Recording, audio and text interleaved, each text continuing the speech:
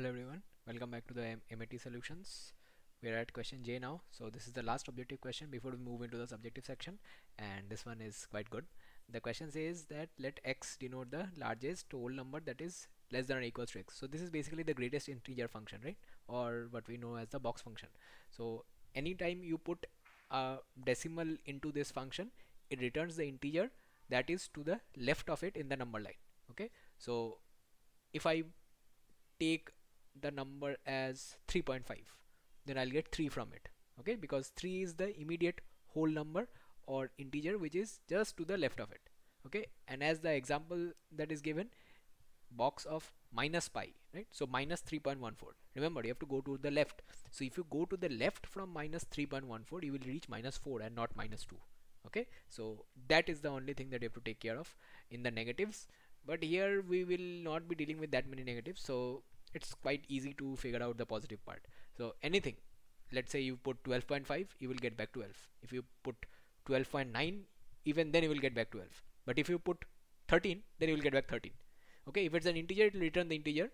If it's a decimal number, then it will return the whole number just towards the left of it. Okay, and with this particular function, they have introduced another complex function which is in the term of logarithms. So this is fx equal to 3 by 4 to the power log 2 base x, and we have defined this function from 0 to 2. Both sides are not included. So 0 is not included because you cannot input 0 in logarithms, right? Because raising anything to the power will not get you 0. And then 2 is also not included because that would give you 1. Alright, so it's open at both ends, and everywhere else it is 0. So we would be looking into this function fx, which is 3 by 4 to the power log 2 base x, and we take the greatest integer function of it. Now before we look into 3 by 4, we will look into the behavior of log 2 base x. Alright, in the domain that we are given. So log 2 base x. So this function from 1 to 2, at 2 this becomes log 2 base 2, which is 1. At 1 this is log 2 base 1, which is 0. Now our domain given is from 0 to 2, right? So from 0 to 2, that means 0 to 1 and 1 to 2, I can break it up into two parts. Now in the domain of 1 to 2, I'll always get a logarithm that will be between 0 to 1, right? I hope you understood this. From 1 to 2, whatever value of x I put in this, log 2 base x will lie between 0 and 1, right? So if that happens, greatest integer function of it will return 0, and fx will be 3 by 4 to the power 0, 1 constant. Alright, so we don't need to take care of that value. Okay, our point of concern is from 0 to 1. Now how do you think about the values or the graphs from 0 to 1? A major hint is provided in the question. Think about it in terms of halves. So how does the graph look like? F of half is 4 by 3. How does it occur? So log 2 base half, this is minus 1. Box of minus 1 will be minus 1. So you will have f of x equal to 3 by 4 to the power minus 1, which is 4 by 3. Now on a graph paper, how will this look like? So this will look like, if you input any number from 1 to 2, you will get 1 back, right? So that will be a unit square. If you put half, x equal to half, this is from 1 to 2, any value will lie in this square, okay, because it will return 1 and you are putting 1 in. Okay, so all of the values from 1 to 2 will lie under this particular area. Alright, what happens if you put values from half to 1? Now in that case you will be getting fx to be equal to 4 by 3, right? So from half to 1, you are going to have this to be 4 by 3 units, right? What happens if I expand it further? Let us check fx at x equal to 1/4, which is basically 2 to the power minus 2, right? So I get fx equal to 3 by 4 to the power minus 2, right? What does this mean? This means that my width of the rectangle is halving, right? Because I am getting 1/4 here. So drawing this will be a bit difficult because I have to make it closer.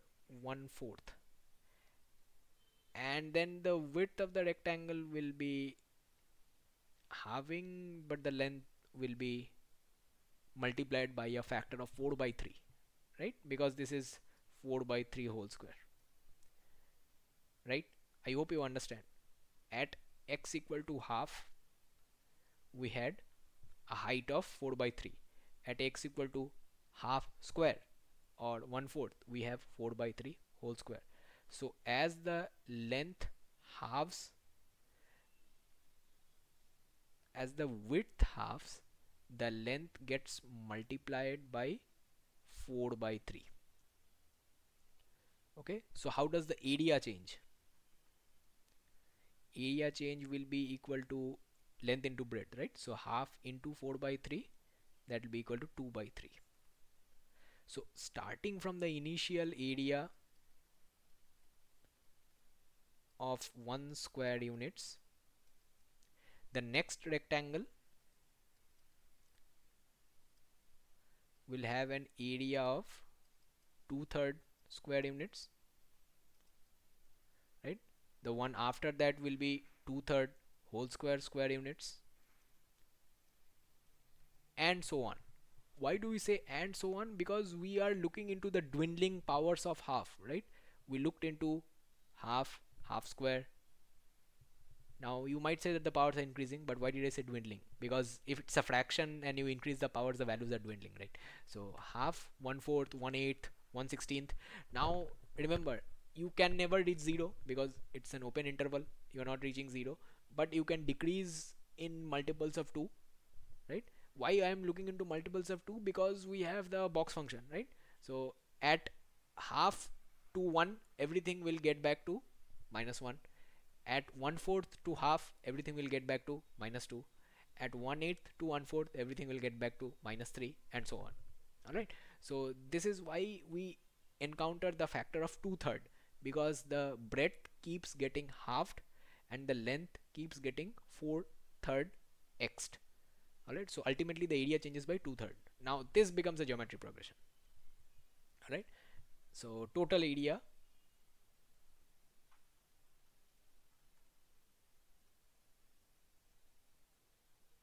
let us use a different color for it.